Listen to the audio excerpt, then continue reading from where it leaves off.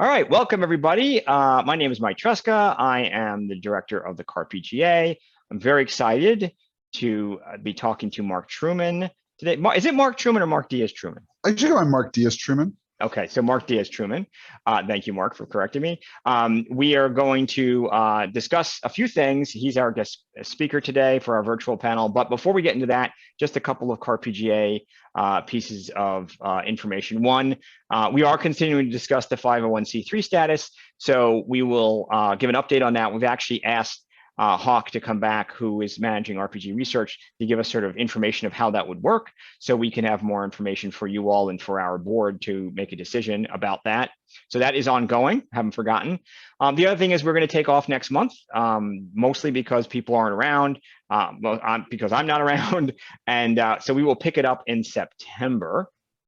And that's all we have for the moment. In CAR-PGA, other than, as always, a reminder, definitely like and subscribe to the YouTube channel. We're trying to get to that magic number where we can do a short URL when we get enough followers or subscribers. So we're trying to get to that point. And of course, as always, share and amplify as you can with all the membership and with your own social channels, because that helps us. So without further ado, I will say hello to my guest, Mark Diaz-Truman. Hello, Mark. How are you? Hello. It's great to be here. You get pinned, just for the record. So you get pinned on the, yeah. So you are, because people don't, otherwise I've tried to do this where we just talk back and forth and it starts to induce a headache. Oh, okay. So we'll come back to me at the end, but so welcome. Thank you for agreeing to do this. I really appreciate it. You are very generous with your time. So thank you for that. We usually start with a little introduction of yourself. In terms of sort of summarizing sort of where you're at now. And then what we'll do is go right into sort of your history. So if you want to just do a small introduction of sort of what you're doing, and then we can start the Q&A. So go ahead. Great. Yeah. So I'm one of the co-founders of Magpie Games, which is a tabletop game publisher based in Albuquerque, New Mexico, which is my hometown. And I founded Magpie in 2011 with my partner, Marissa Kelly. And over the last, 11 years now, I can't believe it's 11 years. Over the last 11 years, we've raised like $2 million for projects outside of Avatar, which is a thing I'll talk about at the end, and just done a whole bunch of different stuff, card games, we've worked on board games, and then of course we've done a ton of RPGs, especially in the Powered by the Apocalypse engine. That's probably the thing that we're best known for. So personally, I'm the creator of Urban Shadows and Cartel. I've worked on projects like Zombie World and Root the RPG. And then I've also worked outside of Magpie on things like 7th Sea 2nd Edition, which is now held by the guy who was here last month, Rick, over at Chaosium, and worked on Fate and other kind of engines as well. Recently, I'm probably best known for being one of the folks who put together the Avatar Legends, the RPG game, which funded on Kickstarter to the tune of around $10 million. And we are like super honored and thrilled to be doing Avatar. Like we have 90,000 backers, right? It's wild. And so many of those people are brand new to role playing. And like actually in terms of my career accomplishments, it's really cool to have a big project, but even more than that, it's really cool to reach so many people who maybe weren't RPGers before and give them an opportunity to jump into RPGs in a really friendly, exciting, fun way. And then from there, see where they go, right? Not have D&D be the first game they play, but maybe have Avatar be the first game that they play. I'm also the chair of the Diversity and Inclusion Committee for GAMA, the Game Manufacturers Association, which is our major trade org. And I'm one of the founders of the Indie Game Developer Network, which is a smaller like hobbyist org of people who want to make cool indie games while still most of them still probably having other jobs. So I've done a lot of community work over the years in gaming, and it's something I really love.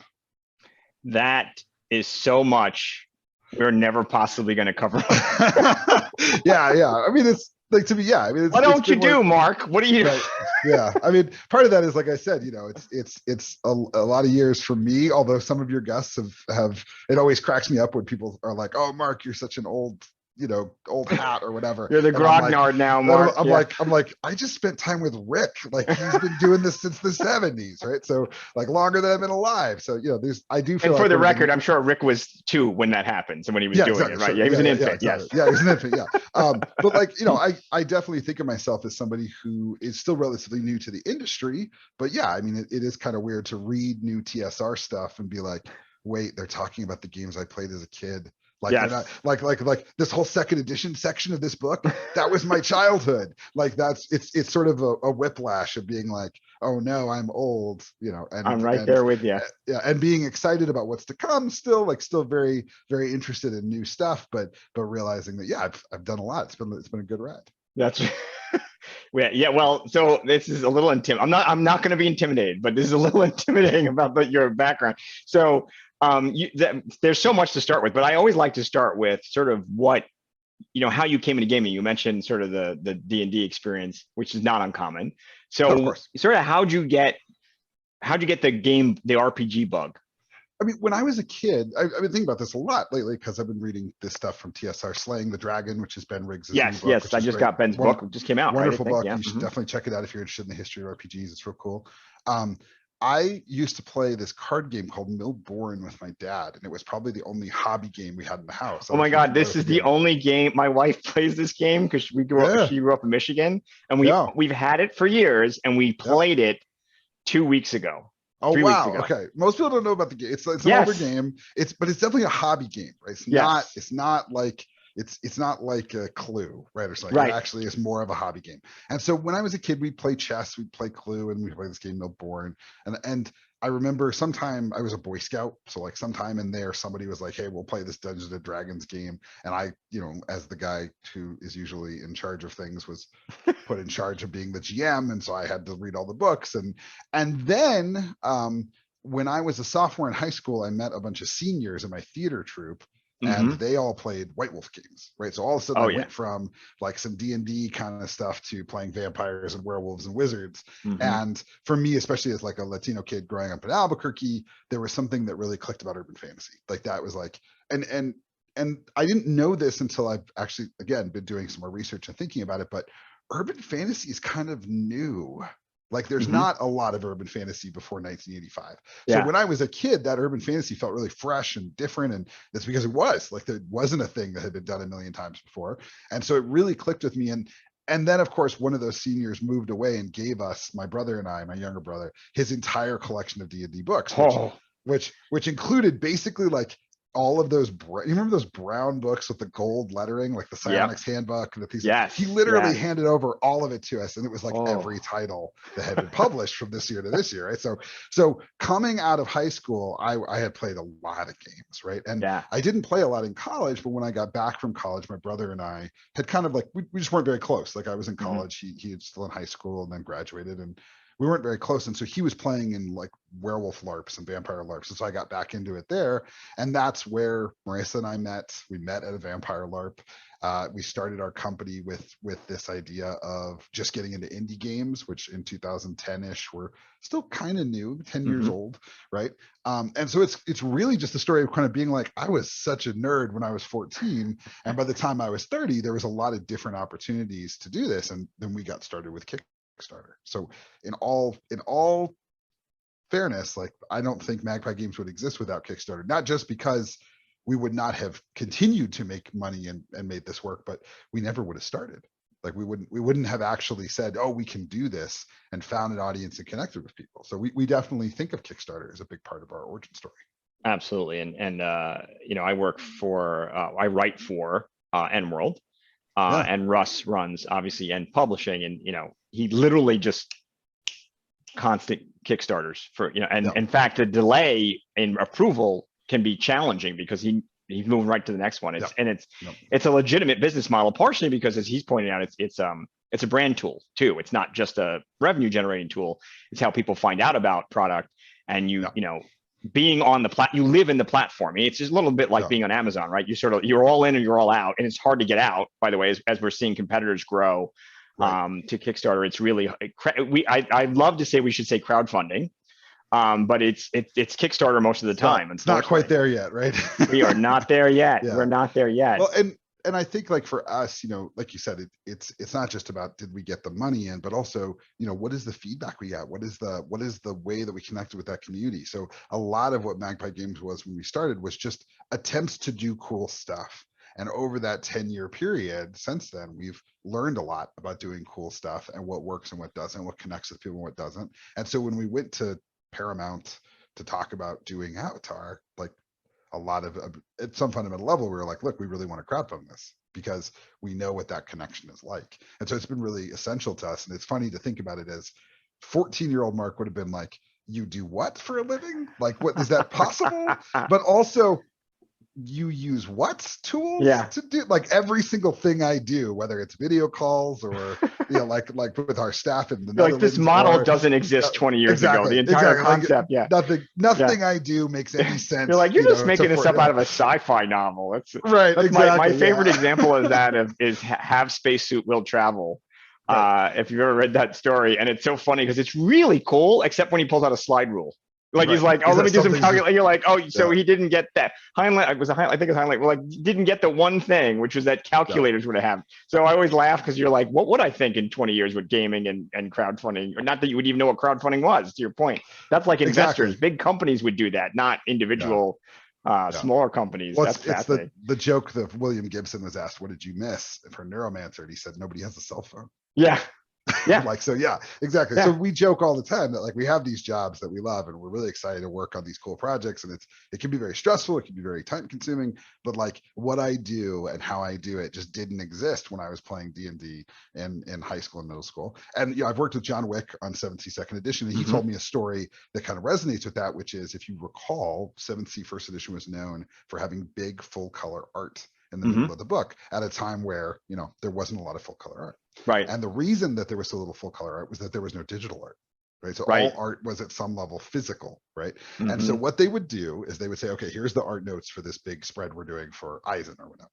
The artist would draw it, like put it in an envelope and send it, like this big package, send it to their office. They would open it, view it, write the notes down and send it back. Lord. Right. And so that's what, like 2 weeks, 3 weeks, hopefully nothing goes wrong and the picture gets damaged or lost. Marissa, our art director now, does that exact same thing in 20 minutes. Right? Somebody emails her something, she draws on it, writes notes, does this, sends it back. And that 2 week, 4 week period suddenly became 20 minutes. And so no wonder books look better today. No wonder they're more engaged and more involved. We have all these tools, but of course the downside of that is everybody expects that your book is going to have nothing but full color. Like the standards just have shifted so much. Yeah, my stepfather-in-law was a bookbinder, and he my first fictional novel was a small press pub, and they went under, so I took it back and I published it again as a print on demand. Like a decade later, and you can't tell the difference. You can't tell. And I asked my stepfather to look at it, and he was like, he could say, well, maybe cheaper glue, but he's infecting the book, and he was like, this is pretty good for mass market production. I wouldn't fault it. And, I trust him. If anybody, he was literally, I don't even know if they have bookbinders anymore. So it was really, it's amazing how much has changed and what that means for a small business. So we're already down a path here, but before we get too far down it so now there's got to be the moment where you decide to go from, I like games, to want to make games, to I want to make games and see if I can make money at the games, right? How did Magpie Games come about in that? Yeah, there's kind of, I think, a couple of choice points. I mean, one of the first ones was, Marissa was an artist before we started choosing an illustrator, and I was a writer, and we're both amateurs, right? We weren't professionals at that time. But we said, well, we want to do a project together, so let's do a comic book. And we tried to do that for like 2 weeks, and we were like, wow, comic books are really hard. Let's do something easier. Was this the indie Teenage Mutant Ninja Turtle time when I was like ready to write a comic book? Everybody was making like, you can just do a black and white comic book and people will do it. This was like 2011. A little after, yeah. And I think what we realized was just like, we don't know what we're doing. We don't really know this industry. We don't know what's going on. Let's do something easier. Spoiler, it was not easier, but we knew it better, right? Which was we could make RPGs. So we start in 2011. We do our first Kickstarter. We actually heard about Kickstarter because we got I took my frequent flyer miles. We flew to Gen Con. Oh, wow. We just randomly at a panel met Daniel Solis and Greg Stoltze and Will Heinmarch, who were all there talking about Kickstarter, which is within a year of it being started. Right. And, randomly at the end of the panel, we stuck around, we asked a couple questions, and Daniel and Will were like, we're going to lunch. You want to come? We're like, sure. So we go to lunch with them and hear all about the stuff that they're doing. And we go home, we launch Kickstarter, and it raises $5,000, which felt like winning the lottery. Yeah. Right. And we thought it would just be our friends and family, but ironically, only one friend backed it. Everybody else was people we didn't know, which at first we were like really sad about. And then we were like, wait a second, this is great. This means that like, it's not just people taking pity on us. These people actually liked what we're doing. So, we do that for a couple of years. And then we did Urban Shadows, which was our first game. I think had some real cachet. We hired on our first employee. And then, I worked with Steam. And that was like, you think about $5,000 in 2011 to $1.3 million on like 3/4 time. And so Magpie, which was growing, kind of took a back seat for a few years. And then I would say the next big choice point, like you described it as, sure, I like real. That happened in 2018 when I came back. I took a 3-month break from the intensity of 7th Sea and came back to Magpie and said, okay, let's do this for real. Like, I know what I'm doing. I know it's possible. Let's do it for real. And that was the beginning of Magpie really being a full-time job for me. Like before that, I was teaching philosophy at the Harvard Extension School while doing role-playing games on the side. And in 2018, that flipped around to, I'm going to do this. This is my primary thing. And if I do any side work, great, but this is what I do every day. And since then, it's been a pretty wild ride. You gave me my in on Harvard. I was trying to naturally turn this into a yeah. natural piece of it. So, all right. So now we cannot just let this pass that you mentioned you're teaching at Harvard. So, we have actually a lot of instructors and professors and educational professionals in our membership. Did that help you? Was that something that contributed in any way to how you do it? I mean, I've read articles, obviously, where you mentioned sort of some of the gaming that could happen there, but what was the sort of influence of your professional side while you were working this out? Before I moved into games, I was mostly doing education. I owned another company, which again was very helpful in founding Magpie, but I owned another company that did private education work with like college consulting, SAT, ACT prep, tutoring. And I'm here in Albuquerque, New Mexico. It's tough for education. It's not well funded. It's an uphill battle. And so, I got really inspired to try to do something and went to the Harvard Kennedy School with the idea that I would like come back and start a charter school, just very idealistic, not really thinking about what that meant and what it would actually entail. And so when I was there, I ended up doing a lot of organizing work and community organizing work, and really seeing that like a charter school is kind of a solution, not really an engagement of the process of building the community, and really got my eyes open to what you could do with organizing. And in a lot of ways, that's what the origin of my work with Gamma is like, what the origin of my work with IGDN is like. And while I was there, we did a little bit of gaming, but I was really surprised. These were all like student body president nerds, not drama theater nerds. So there were not a lot of gamers, honestly. I made a couple of converts while I was converted there. A few. Yeah. I remember one time I was like, we're short a player. We only had 3 players for this game, and I really wanted a 4th. And I was like, I don't know. And I found my friend Jeff, who's a reporter who had covered like, the Czechoslovakian war or something, and I was like, hey Jeff, you want to go play a game with us? And he's like, sure. What's the game? I'm like, well, it's this new game, Apocalypse World. It's kind of like a Mad Max thing. And he's like, sure, fuck it, yeah, let's go. Yeah, right, yeah, let's do it. And like, it cracks me up that I'm sitting here with this guy who's like a war reporter playing Apocalypse World. It's just first role-playing game. It's weird. So but like, while I was there, a lot of what my work, in terms of being about power and politics, and a lot of the things that I personally write about, like when I work on Zombie World with Brendan, we're trying to shoot for a certain genre and we're doing certain things, but I'm also thinking about how communities work. And like, that's a lot of the perspective that I think I bring to my work, is thinking about communities and politics, not as simple systems of, well, that guy's in charge, so whatever he says goes, but instead the complex systems of authority and power and privilege and outsiders and insiders. And at this point, my whole team has worked together for so long that we're kind of always saying things that the other has said before. So like, a lot of my team has absorbed that perspective. But like, a lot of my work at Harvard ends up being really influential on something like Urban Shadows, right? Which is about, it's an urban fantasy game that's centered around politics instead of sort of species, right? And so when I was teaching, it was kind of after I finished my master's program, I was working with one of the professors who was a nerd. Like, he had a giant Dark Knight poster outside his office, and he would play games with us, and we're still good friends. But he taught philosophy and did a lot of really cool philosophy work around games and things. And then we actually did some really, I think, cool work on a simulation for him called Patient Zero, where we designed what is effectively like an Apocalypse World hack for a crisis simulator. Mhm. And the idea is that we put people in small teams and they make a country. They roll some dice to determine their country's like stats, like their infrastructure and military and things like that. And then they're asked to process a giant health crisis, which in this case a zombie apocalypse. Mhm. And the reason we do a zombie apocalypse is so nobody can say, well, actually, I am, the health policy leader for whatever, and I know the truth. Like, Right. instead, it's That like, wouldn't well, happen. Yeah, you yeah. know a lot about zombies, like, so Yeah. it keeps it at the level of fiction, but like these players, like they experience like real crisis because they're Yeah. being asked decisions very quickly, and they made this country and they're arguing with other people, and they start off kind of cynical, but the time we get to round 2 where they're negotiating between teams as an international round, I've watched people yell, we've got to kill these zombies, I don't care what it costs your country, and they're totally in. So we use this apocalypse world framework of tiered success, like 10 plus, 7 to 9, 6 minus, which is now, I think, what people mostly think of with apocalypse world is this ability to kind of break up success failure into these high, medium, and low outcomes. And then we use that very simple system to give people, I think, a much more engaging, I don't think it's more realistic, it's just more engaging framework. So if you say we try to research the vaccine, great, you roll. If you get a 10 plus, I say, great, you've made progress. Here's the things that happened. If you get a miss, then I tell you something interesting that happens because of that. And if you get a 7 to 9, I might say something like, well, there's not enough supplies. You're going to need to send your military into this area to get these key supplies that have kind of fallen behind enemy lines because the zombies have overtaken that area. Do you want to do that? It's going to cost you soldiers. It's going to cost you time.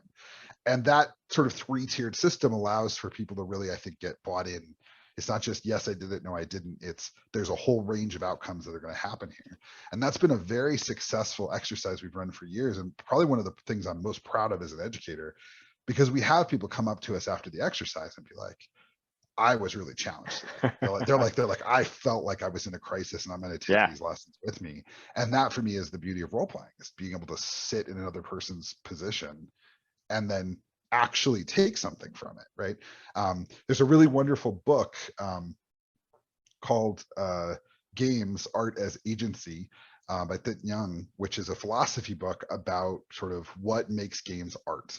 And I love this book partially because of this, my experiences running games for people, where Young talks about games offer us the opportunity to take on an agency the way that a movie gives us the opportunity to observe a story. Right. So if a movie is a story inscribed into this particular format where we can take it in and absorb it and repeat it, then a game is a way to inscribe an agency. So in this case, it's what does it mean to run a country in the middle of a zombie apocalypse? Or for Avatar, what does it mean to be a teen hero in this magical world, et cetera, et cetera. And each of those different agencies can make up a library of agencies that we then can use in our regular lives. And I think this is this amazing step forward for me, because I've often work is built around how do I get players to stop being jerks to each other? Is that art? Like, right? But like what I'm really looking at is, am I inscribing an agency into this? Am I limiting and channeling and focusing players? Or am I just giving them some tools? Like, are these just buttons they can hit, right? Or am I actually challenging them to put them into a space where they're forced outside of their own experience into something really wonderful and different? And that's what I think that zombie simulation did. It forces people into a position of, none of my choices are good. What do I do? How do I process this loss? And hopefully when they face a crisis in the future, they'll be able to call upon that agency productively. That's fantastic. Yeah, once upon a time, I wanted to be a corporate trainer, and it came about because I went through a simulation, and the high level simulations are like sort of table exercises, but we went through ones where there are entire groups of role players who scream at you. They are an angry mob, and you have to deal with it. And as a role player, you don't appreciate how we can take on personas or distance or engage, right? Because I've been literally, it's like breathing, right? So I wouldn't say it's acting, but it's certainly shifting in and out of frames. And there were people who lost their minds, like who like were terrified or horrified by role play, because it was intense role play. It was live action people being, and because we were role playing, you name it, an angry group of employees, whatever it was, but it was real. It felt real. There were people there, and they were acting, and you're acting, but you're out in the field, and that was absolutely life changing when you go through it, and especially you go through it with strangers, because very quickly, you know, I always say you get everybody's number by the end of these things, and you know, like you're either best friends or you don't like each other, and you know it. Right. No way you go through this and you're like, like everybody knows everybody at the end of that. And I've been through probably three of something, not along what you're talking about specifically, but along those lines, and they stick with you. I mean, you know, if you ask me about training, I've taken Right. many trainings. What you're talking about, it absolutely is. It's actually an experience. It's not a learning, right? It's an actual Yeah. experience. Yeah. And I think that's what's, you know, in the book, Nian talks about taking on disposable ends, right? This idea of like, hey, my mission today is to keep my country alive. But what we're actually doing is creating an environment of striving, which is this idea of like, cool, at the end, we don't care. Like everybody in your country died. That's fine. Like this doesn't matter. It's not real. Right. But during the moment, it has to feel real. It has to be, you have to strive. Right. Now, there's a lot of work left to do. I mean, games art as agency doesn't actually address very many role-playing games. It's mostly about board games or abstract games. And I think Nian is laying this groundwork. And I would encourage everybody who's interested in the academic side of this to read this book. It's an incredible step forward, I think, for games in an academic sense. But like what I think Nian has laid out for us is a blueprint for talking about other games. Like, great, what does it mean to take on a role within a game when there are no clear win conditions? Is that how does that affect the agency?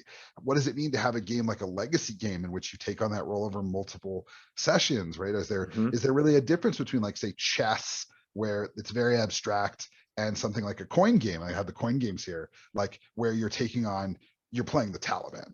Like you are playing the Taliban, and the other player over there is playing the Americans, and we're playing the Afghan war. Like, that's not a neutral feeling, right? What does the context of that moment mean? So there's a lot of exciting work that I think Nian's going to do over the next couple of years, and I'm excited to see what other people do. But I think that this intersection of education and games is not just useful for making education better, because it can, but also for causing us to reflect on, why do we play? Why I come back and play for the same reason I read novels, right? There's some thing I take away from it that is meaningful to me at some different level than just, Survivor's on, right? Like, it's on TV. It passed my eyeballs. I did recognize it. But like, when you really are like, I'm going to read this novel a second time, what are you saying there, right? Like, you're saying I'm taking something really meaningful. Well, what does it mean that I've played a lot of Spirit Island? Like, what is that? or that I've played a lot of Apocalypse World. Like, no judgments. What am I taking? I must be taking something really significant from that, right? And so it's helped me think about, the ways in which games provide an agency to people, and what kind of agencies people really want to experience. That's amazing.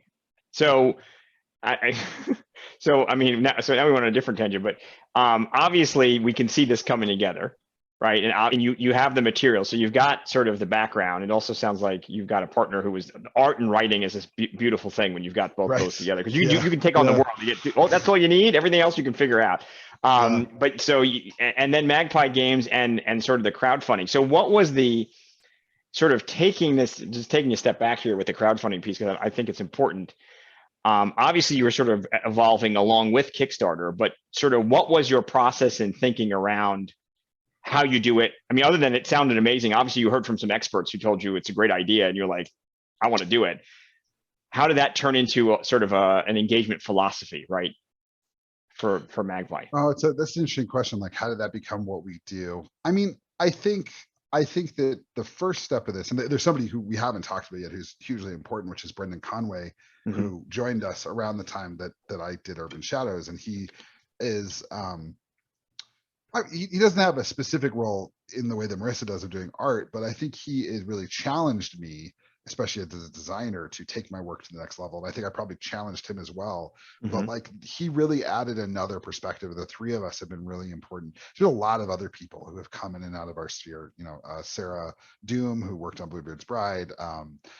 John Wick was somebody we worked with for a long time. Andrew Medeiros, who did Urban Shadows. I'm not saying that those other people didn't matter, but Brendan, even to this day, is just such a huge part of that Magpie, like, brain trust. And I think what we saw over and over was that projects that went up on Kickstarter and reached an audience and got feedback and built a momentum they begin to succeed at RPGs at a level that other RPGs were missing. And I think that points to one of the big differences between RPGs and board games, which is that with a board game, if I buy a copy of Wingspan, I just need one other person to play it with. I mean, actually, Wingspan comes with a solo mode. I just play it by myself, right? Like, it's easy. But to play an RPG, I need to not only have other players, but convince them that this RPG should be what we're going to play for maybe 4, 6, 7, 8, 10 sessions. So that community of people who is excited about the game ends up becoming really, really important. It's almost like a social network, right? Like, either you have enough people that each node in the network is worth something, or there's 2 people who like your game and nobody wants to play it, right? Right. So for us, it's sort of like, we do a lot of work that I would not say is overly commercial. Like, we do a lot of things that I think we just believe in and believe that they're worthwhile, that they're valuable games, that they're meaningful as art.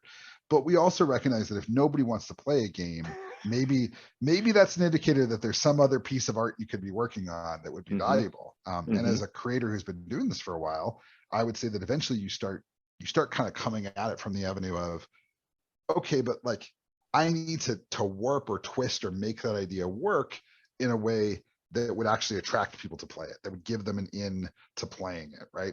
And so, when we look at a project like Urban Shadows, there's a lot of weird, different, interesting things happening there. But at the core level, it's like, hey, do you like urban fantasy?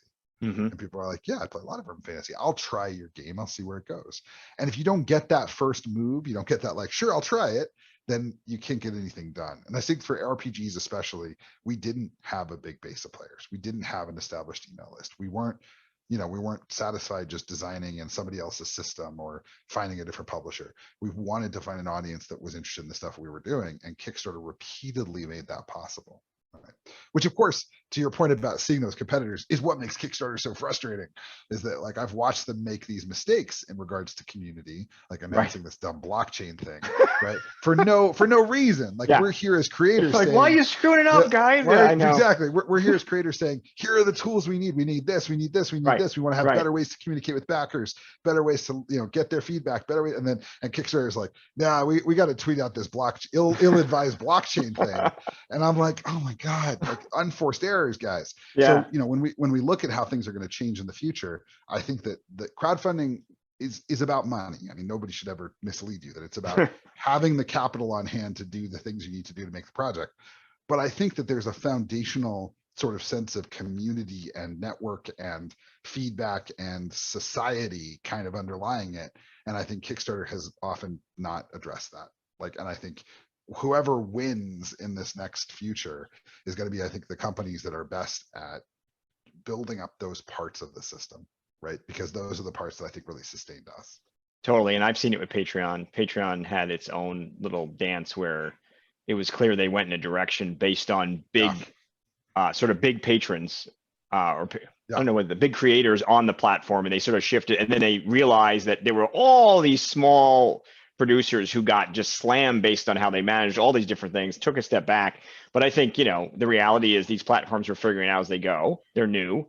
Although we don't feel like they're new because they feel like they're the biggest one. Right. And they're figuring out too. And the technology is moving so fast that they are definitely going to make mistakes.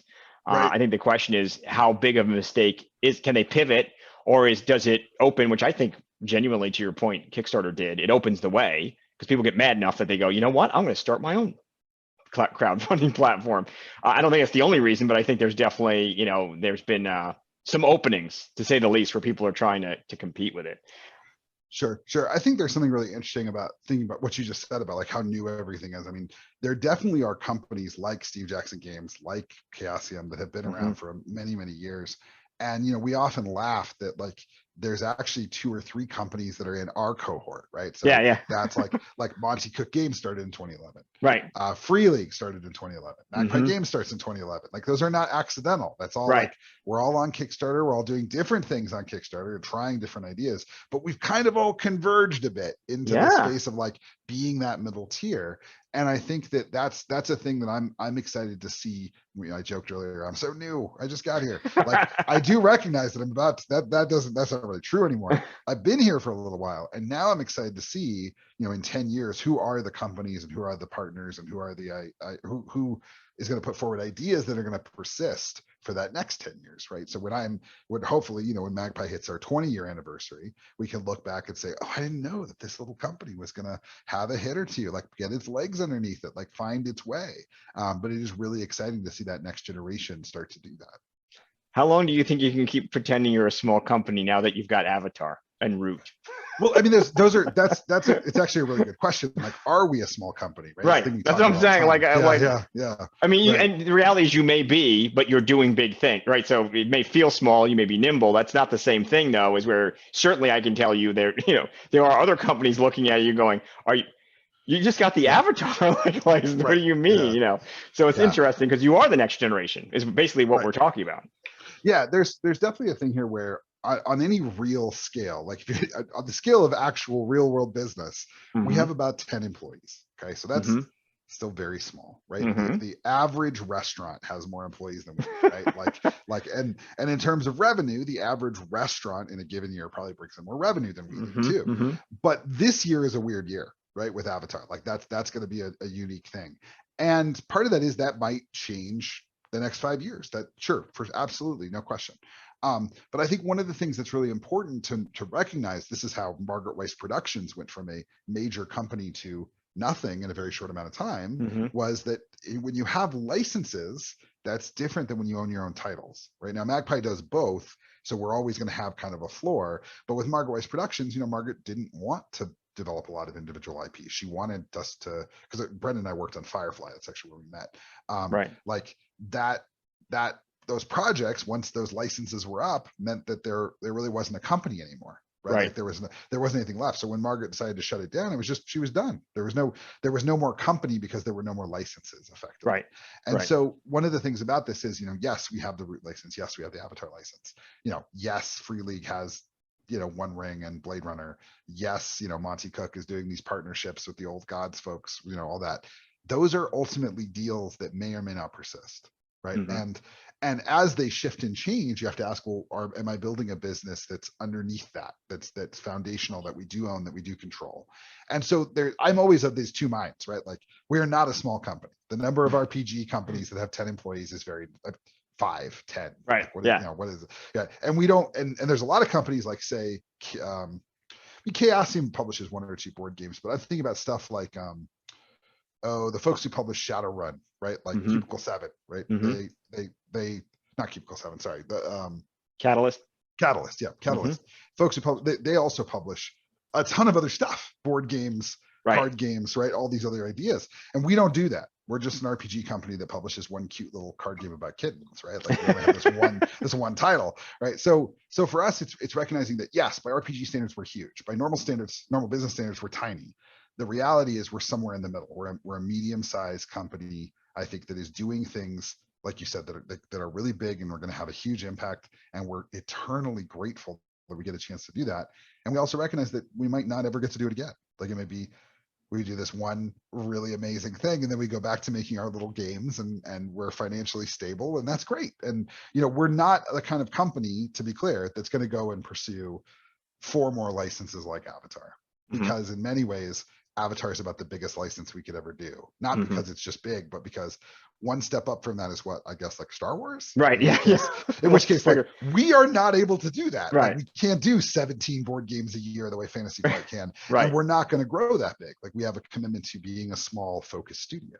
So some of the things you're calling out they're really smart, because I think what they're pointing to is Magpie exists in a moment of eternal tension. Like, we're growing. Moment in time right now. This is it. We're capturing it. We're capturing. So to that point, because this is, it's so funny. Look, Avatar is life changing, right? So like the vision in the world was, and maybe for Americans, honestly, in terms of people who aren't as familiar with some of the aspects of different Asian cultures that they sort of adapted to fantasy, it was absolutely, for me, just life changing, and I watched every episode, and some of the episodes are burned in memory. Some of them I think I saw, or I forgot that I've already forgotten them, but most of them, which is amazing for how long it ran.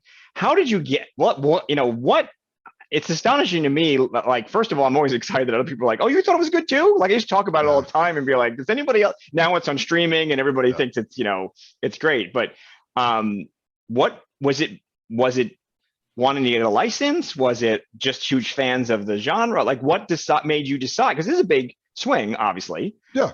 So I don't think, maybe I'll be wrong, but I didn't assume you just sort of like walked down the street and happened to pick up the Avatar license. So, well, how'd you get here? Yeah. So the first thing is, back in 2018, 2019, when we said we're going to do this for real, we launched a series of projects that did fine for us. They were solid, like Zombie World raised like $50,000. And we were like, this is great, but we need to grow if this is going to be a sustainable business. We didn't need to grow to be 10, but nobody was talking about millions of dollars. I'm saying like, we need to be the number then was like, we need to be raising like $200,000 a year, like that, like that kind of number. Right. And so we went to Gamma Expo, which is a great resource for a publisher. If you're a publisher, you should be going to Gamma Expo at least once every couple of years to kind of connect with distributors, connect with other publishers. But we connected with some distributors there, and I was hoping to talk them into ordering more books. And they gave me the worst answer I could imagine, which was, we already know who you are. We sell as many of your books as we can. Thank you.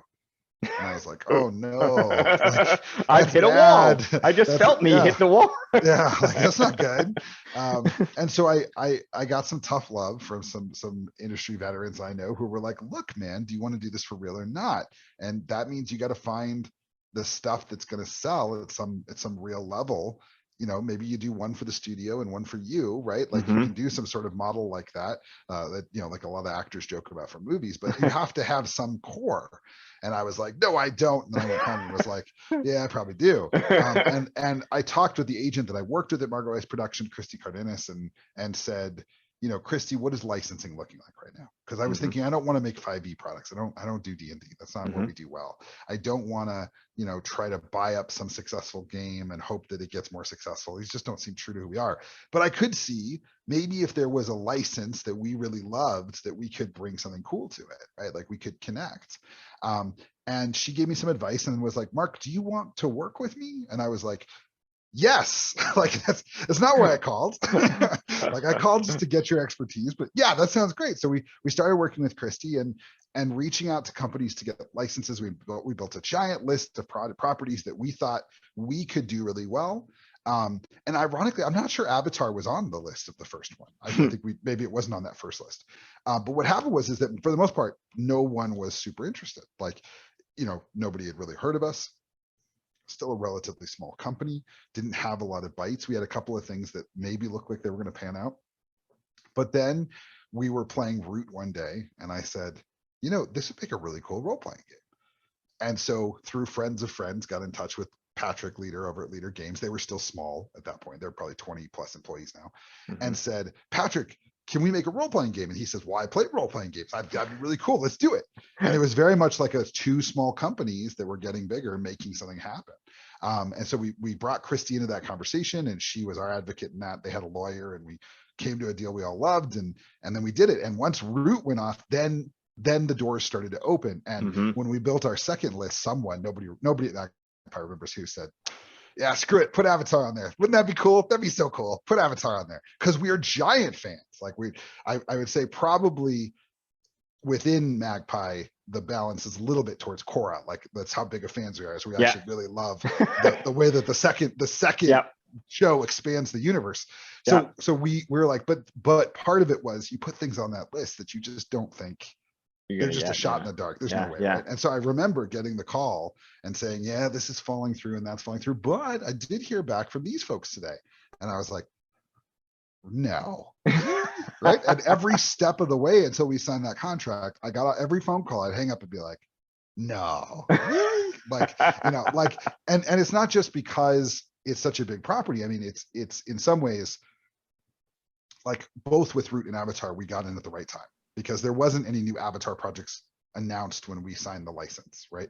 There wasn't clear that Root was going to keep selling more than any board games ever sold kind of before we got the license. But we knew that the potential for a truly great role-playing game was there. Like the world of Avatar is so big and so absolutely cool that we're like, this could be so good. And we knew it fit Powered by the Apocalypse, which we knew we do well.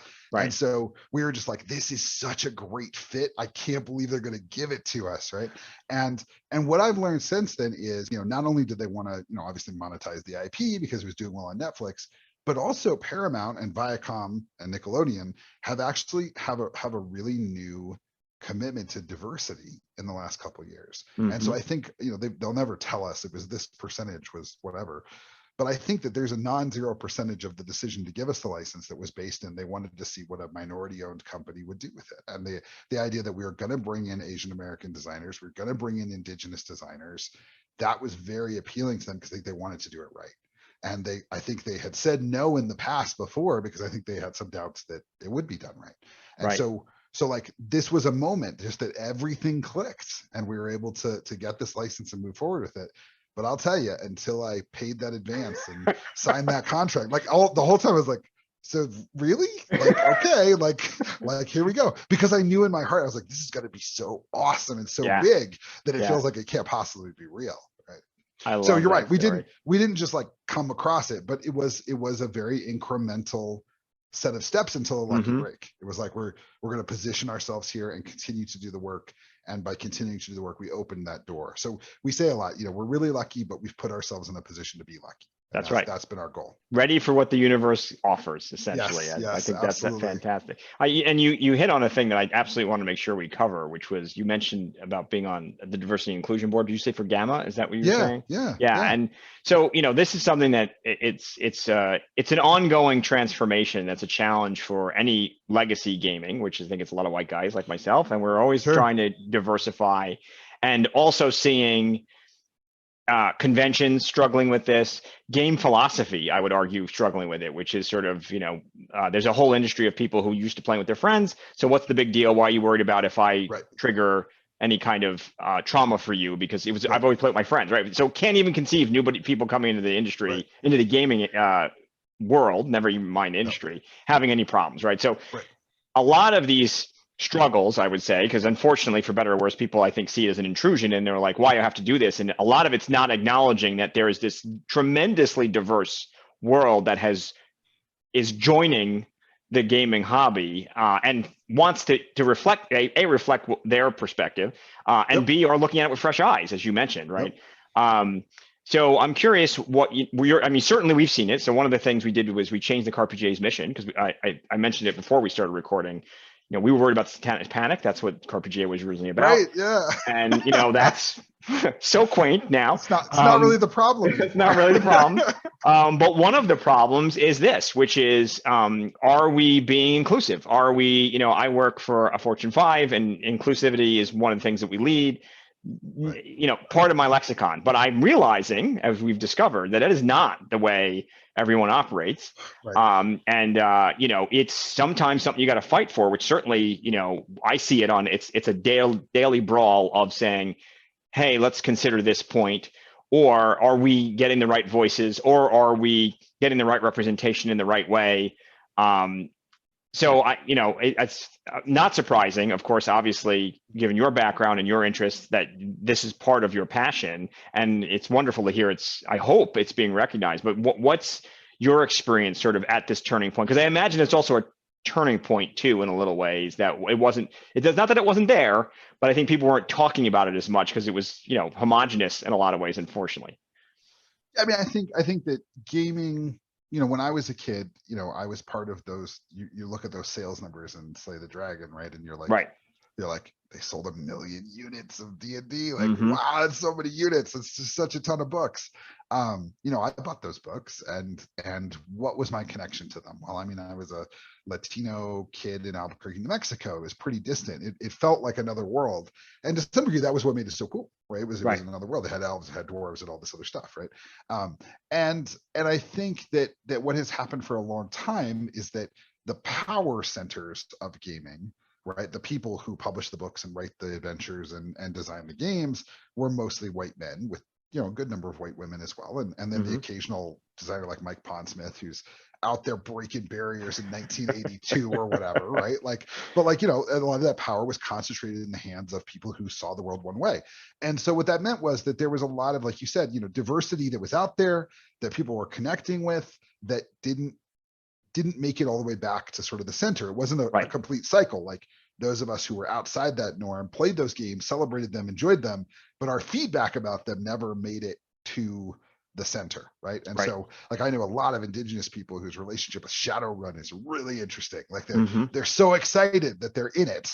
They're also Right. horrified by how they're presented. It's like both Yeah. at the same time, right? Yeah. So like, you know, when I think about this turning point, it's like, well, it doesn't feel so much a turning point to me as an ongoing, not battle, but like rising tide. Like right Yes. now, you know, what's happening in the industry today, right, is, you know, we saw that Journey to the Radiant Citadel came out, which is a D&D source book entirely by people of color. That's a really exciting, interesting thing. The Dmd movie trailer came out today, which featured Michelle Rodriguez as like the second, like she's the, you know, the male lead is Chris Pine, so cool, white dude, great, awesome. Followed by he's clearly like supposed to be like a rogue thief, you know, bard guy. And then there's Michelle Rodriguez who's playing like a barbarian, right? And she looks awesome. And then there's a whole bunch of other actors of color. One of them seems like he's a paladin, I guess. So cool, right? And I don't really play D&D. I don't really have a lot of interest in D&D. That's not my thing.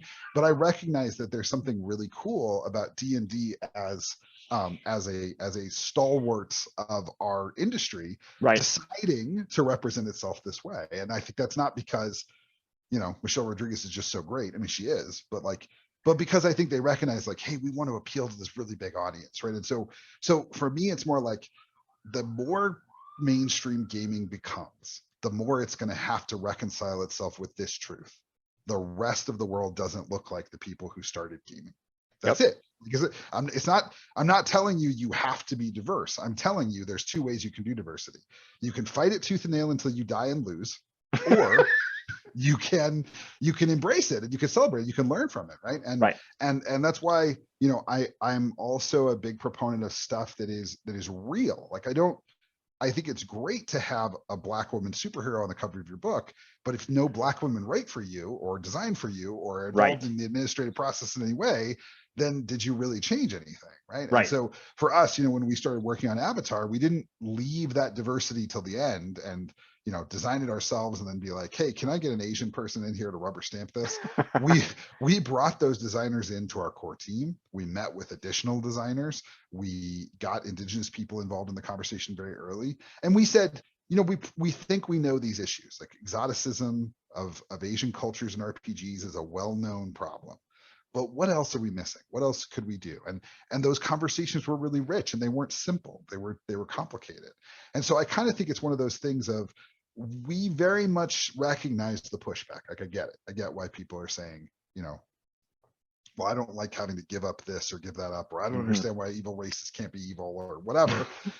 Right. And I'm like, great, cool. But here's the thing. We either have these conversations and you make some progress and you listen and you grow, or we don't. And if we don't, then all that does is delay what's inevitably going to happen, which is that this thing we love as gaming is going to continue to grow and find new audiences, right? And part of what we love about Avatar, like what makes me super, super, super proud to be the publisher for it, is there is going to come some day in which some Asian kid or Indigenous kid or just brown or Black kid is going to walk into Barnes and Noble and say, I know that I want to do role playing. I don't know what that is. Like I watched Critical Role or I saw the Dungeons and Dragons movie or whatever.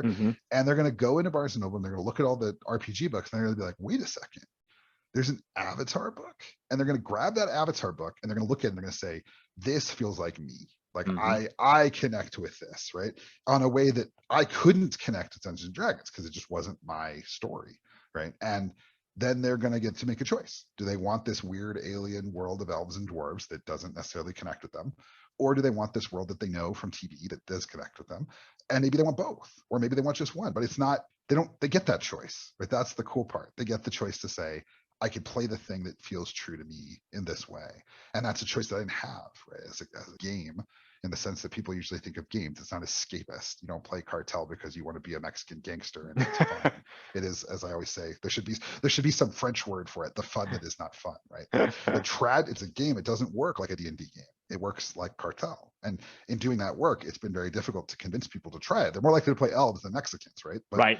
But if you do try it and you do get a sense of it, you're going to get to experience my stories, my culture's stories, and my culture's perspective in the same way that I got to experience yours, right? So it's not saying I don't want any more elves and dwarves.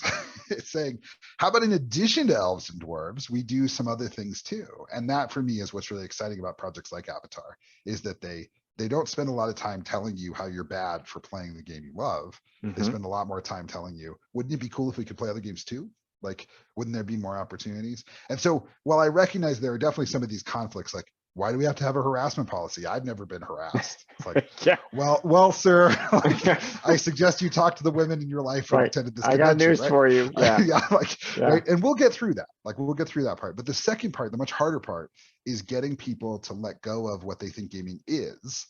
It's elves and dwarves, and let it become something much bigger, which is a way of experiencing the world that could involve many different stories, right? Many different opportunities. Oh, I love it. You practically gave me the wrap up. This is beautiful how we're telling this, but more to the point, if this didn't happen, I think that would be a sign the industry was in trouble. So I think to your point, this is the growth, right? So guess what? You want to be more popular, where more people find it's not just the same white guys, it's much more diverse than that. But guess what happens? A healthy industry that has all this diversity, especially globally, right? So the internet, streaming, this is what happens. Your population talks back and they say, I want to be reflected in this. How can we do that? And some of it's contributions, and some of it's making their own game, and some of it's adapting properties.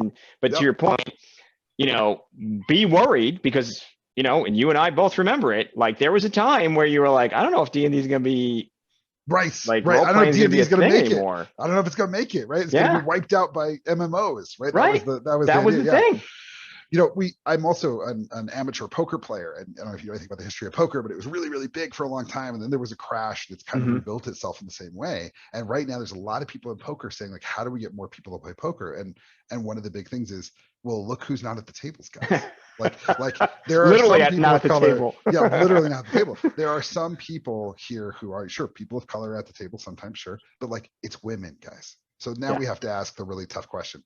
Why don't women play poker? And if your answer is they're bad at it, then, like, you need to like really sit with that, right? Like, really, that's a very easy answer, right? So it's interesting to watch other communities go through this too. You want to grow? There's two ways to grow. One is that you just dominate and you get everybody from one community in. That's cool. That has limits. There's a second way where you make room for new communities. And I think that's why the diversity and inclusion work that I do today is very different than it was when I started, but also it's finding a lot more allies. I think people are ready for that growth and excited about that growth. And I mean, like, look at this wall of games. This is a renaissance of tabletop gaming. There is, I don't know exactly what's happening. It's a combination of factors, but also us being tired of looking at screens too. Like, there's a lot of things going on that make this one of the best eras to think about playing games in. And so for me, it's like, that's just part of that growth. It's gonna change things, and it's gonna be chaotic and uncomfortable and difficult. And at the end, it's hopefully something really special.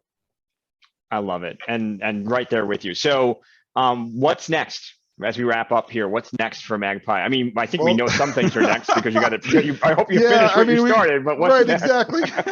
People always ask me, like, what's next? I'm like, no next. No next. Just finish. Just finish the things we're waiting right now, like literally waiting right now for our printer to finish printing the roughly, we counted, million pieces that we need to send to backers for Avatar. On top of that, we have some outstanding stuff for like Urban Shadows, which funded in 2020 as well, and Paseo de las Pasiones, which funded in 2020. And these were things where, like, we did these projects thinking COVID would be over, and then of course COVID has just made it worse and harder, and delays and this delay, and Avatar is huge, and there's so many pieces going on here that slow these down. But we're so excited to finish them this year, and then we're all going to take a nap.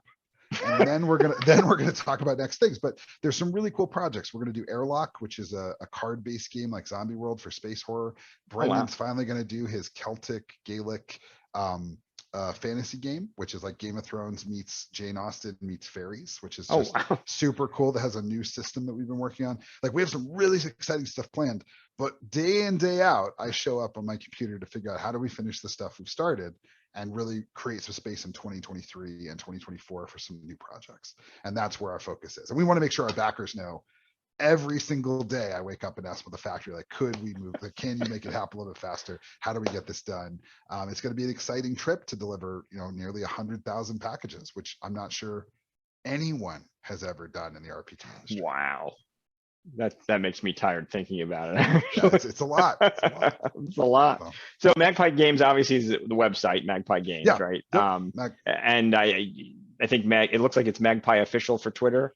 Magpie Official for Twitter. Yeah, those are the primary things we do. On the website, you can not only check out our web store, but also our curated play program, where you can buy tickets to play in our games with an established, experienced GM, which is really cool. If you're not super familiar with indie games, you want to see what they're about or try one of our titles, you pick up a ticket for $15 and have a whole 4-hour experience, or even buy it into a campaign and have multiple sessions online with the same group. And those GMs are awesome. Like, it's a super cool part of what we do on our site.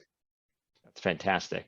Well, I think that I want to be respectful of our time. We're slightly over, but I really appreciate you taking the time. We could easily go. We could easily just talk about like 8 things. We could just keep going, but I have a total soft spot in my heart for anybody who's doing the real work of documenting and thinking through games, because it's so hard, and what we do as a business. And I know a lot of people in the business side are like cranking out their 5th card game this year. Yeah, right? They gotta do it. So I'm always appreciative of the journalists, the reporters, the historians. You guys get to write the real story down the road. Thank you. So and we're at a moment in time. As I keep saying, like, I feel like, I don't know that we know what that moment is, but we know it's happening and things are changing, be it COVID, streaming, all more diversity in gaming. It's all coming together. So you're like, I feel like if we don't catch it, we're gonna be like, remember that time when this, like you said, like poker would, and then MMOs were gonna blow up.